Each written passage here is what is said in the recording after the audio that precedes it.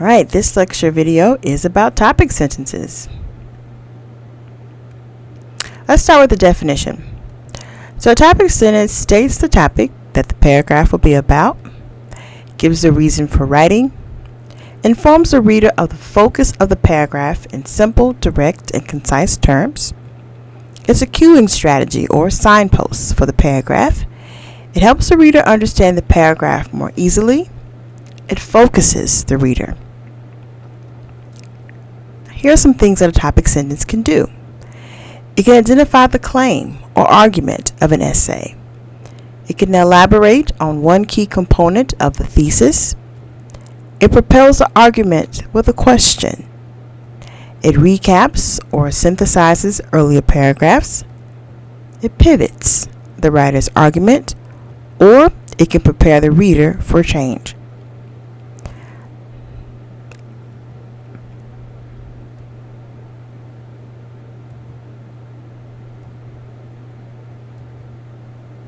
Now, what are the components or the parts of a topic sentence? There are two.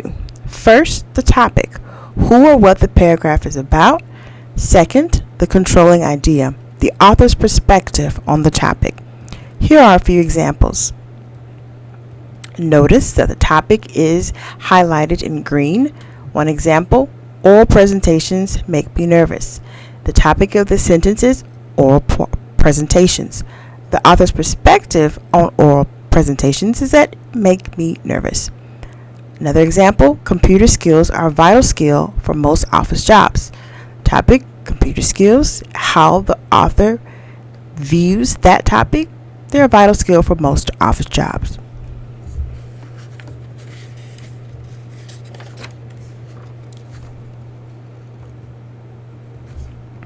So, here are some things that a topic sentence should do. It should accurately state the main idea of the body paragraph. So here's an example that is vague. So one of my brother's biggest problems was not a problem for most people. So this example, we have the word biggest programs, we have the word problem, but we don't know which program, we don't know what the problem is, so it's quite confusing. A more specific example would be one of my brother's biggest problems was learning to tie his shoes. So again, it narrows what the problem is, and now we have a focus for that paragraph. A topic sentence should state one main idea. Students often try to discuss 2 to 3 ideas, sometimes 4 in a single paragraph, and that's honestly too much at this level of writing. So I encourage you to state one idea per topic sentence and for your paragraph. When you begin to address more than one idea, you run into the possibility, and most likely you end up confusing the reader. It also splits the focus of the paragraph. So if you think about a topic sentence being a signpost, and a signpost is something that provides direction, when you state more than one idea, you're essentially telling your reader to go in 2 directions, which can be confusing about which direction the reader should go in. Oftentimes, when students write paragraphs in which the topic sentence is about more than one main idea, the paragraph tends to be pretty long. And also, you can overwhelm your reader with too much information too quickly. So keep in mind that topic sentences and paragraphs are how you break down the information into tangible and feasible parts for your reader. So here's an example of a topic sentence with a split focus. Online shopping offers convenience and affordability. One main idea would be online shopping offers convenience. In many of the readings that you're going to do in this class and possibly other classes, you will see topic sentences that address more than one topic. And so what I'm giving you is a guideline for early writing. I'm not giving you a hard and fast rule that says topic sentences always address one main idea, but for the purposes of this class, it is helpful for students to simply focus on one main idea, and that will be my expectation for the course. So another example of one main idea would be to say online shopping offers affordability. A topic sentence should state the main idea related to the thesis statement. So if you picture a thesis statement as a tree, the topic sentences should be branches from the thesis statement. So it should not be something that counters the thesis statement. It also should not be a restatement of the thesis statement. So let's look at an example. Here's a thesis statement in which a writer is arguing that millennials and baby boomers communicate differently. And here's a related topic sentence. Millennials speak indirectly and baby boomers speak directly. Now this topic sentence is unrelated. Millennials are concerned with action and baby boomers are concerned with feelings. So again, the thesis statement is about communication. Speaking is a type of communication, whereas the last sentence is not related.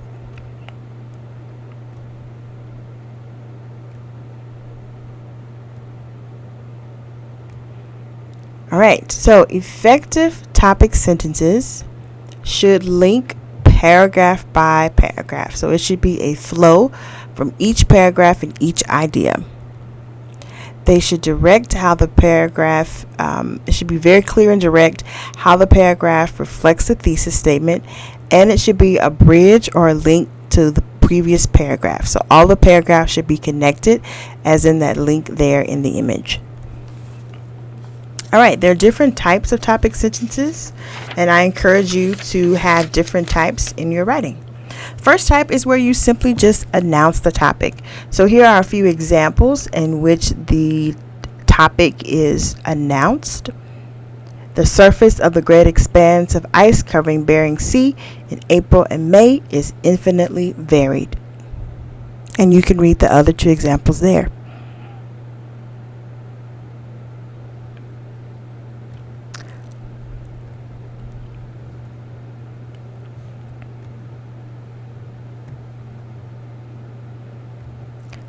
Another type of topic sentence, ask a question about a topic. So, for an example, what about motion that is too slow to be seen by the human eye? Is justice indeed blind? So here are some examples where a topic sentence can be a question. And again, with these different types, think about music or think about food. Too much can be a bad thing, but variety is usually always a good thing. Another type is you making a transition. So sometimes when you're writing an essay, you may need to have more than one paragraph about one topic, but you don't want to have a page that's a paragraph. And so sometimes you can just have a sentence that is a transition that still is connected to the previous paragraph, but it's just breaking up that information so that it's easier for your reader to digest. So you want to use a transition. On the other hand, a piece of music, a song that is sung over and over again, does not exist just in one place or at one time. And there's another example.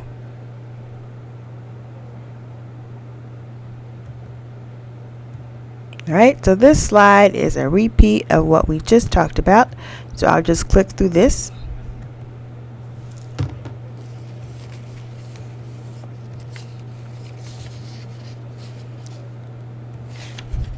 All right, another type of topic sentence is to use a number.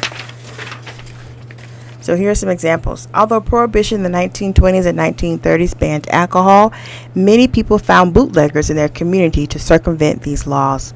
During her years in the White House, Eleanor Roosevelt traveled to many parts of the country to support the New Deal programs.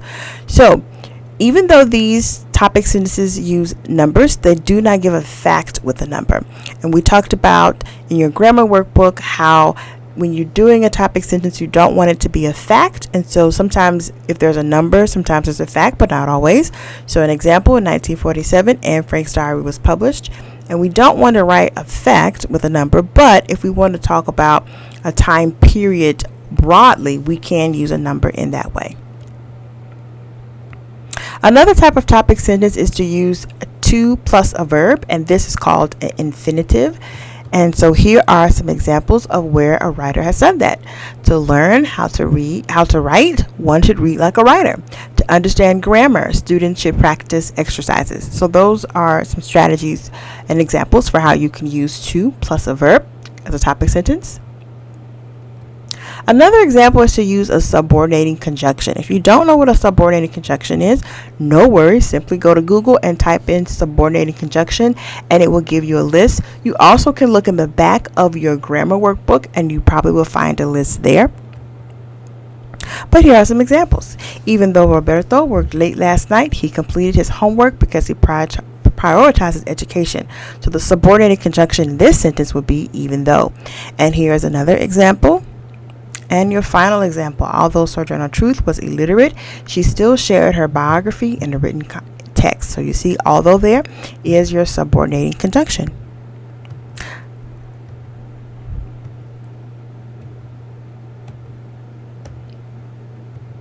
All right, let's talk about where should you put a topic sentence. Generally, they are the first sentence of a paragraph, but they don't have to be. It's okay if they come, maybe towards the middle, but just ideally, I would say put it at the beginning, but at the minimum, every sentence should have a topic sentence. And the reason why it's a good idea to put it at the beginning is because it gives the reader an orientation and a direction for the paragraph. Again, it's for the reader. You don't want the reader to be lost about the direction of the paragraph. And sometimes you do have to have a transition sentence before going into the topic sentence, and that's okay. So here's some questions to ask yourself. Sometimes students struggle with when to start a new paragraph, and that is directly connected to a topic sentence. And so here's some things you can ask yourself. Why am I starting a new paragraph? And so it's good to start a new paragraph if you're expressing a new idea or if the paragraph that you're presently writing is starting to get long. So I would say for a paragraph, when you start to hit the, about the 10 sentence mark or so, then you probably should be looking to start a new paragraph. You need to ask yourself, what would this paragraph be about? Again, it's about being intentional when you're writing and knowing where you're going. Why have I chosen to include this information? Make sure you're not just writing to fill pages, but make sure that it is directly connected to your thesis statement and the assignment that you are completing.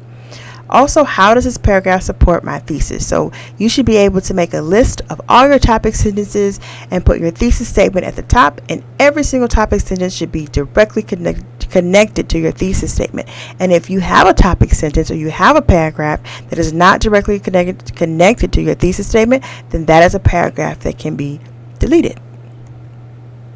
And what point am I trying to make with the paragraph? That's another great question to ask. So there are some pitfalls that students tend to make very often when they're writing topic sentences.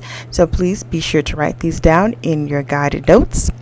First thing is that they're too long. So trying to put in too much information is just too much. So think about, again, at the beginning we talked about how topic sentences are signposts. So if you think about when you're giving somebody directions, you tend to write in very short declarative sentences, like you say, go right, turn left, straight ahead. And so if you think about a topic sentence in that way, in the beginning, when you're trying to orient the reader, it's very helpful if you're short and sweet. Also, sometimes topic sentences are just repetitive. So again, a topic sentence does not repeat your thesis statement, but it should develop your thesis statement. Also, many times students try to have too many points in one topic sentence. So if you remember what we talked about on a previous slide, we talked about how it's good to aim for one topic per topic sentence, so one paragraph, one topic. Also, students often start paragraphs with quotations. So this is a common practice in high school, and it's appropriate for high school, but at the collegiate level, when you're transitioning to more academic writing, you want to avoid starting a paragraph with a quote. And again, we've talked about a pitfall being restating the thesis statement. All right, so let's look at a way to help you understand topic sentences. Some people were taught that topic sentences are like mini thesis statements. And I get that idea, but the only reason why I don't use that same terminology is because a topic sentence is supposed to support a thesis statement. And so this table kind of helps you see the parallel. So just like a thesis statement tells the reader what the essay is about, a topic sentence tells the reader what the paragraph is about. And the way that thesis statements are fleshed out and developed is body paragraphs, but on the paragraph level, that is supporting details, explanation, analysis. And at an essay, you wrap it up with a conclusion, and for a paragraph, you have a concluding sentence or a wrap-up sentence. Again, here's another visual. If you are a visual learner, this may be helpful to you, or if analogies help you learn concepts, this can help you. So here is an essay tree, a tree, which we will use as a symbol for an essay. The trunk of the tree is the thesis statement. So everything sprouts out from the thesis statement. So you have your topic sentences, those are the branches, and the leaves are the body paragraphs. The main thing to take away from this is that everything is connected. There's nothing goofy, weird, out of place going on here. Everything fits together really well.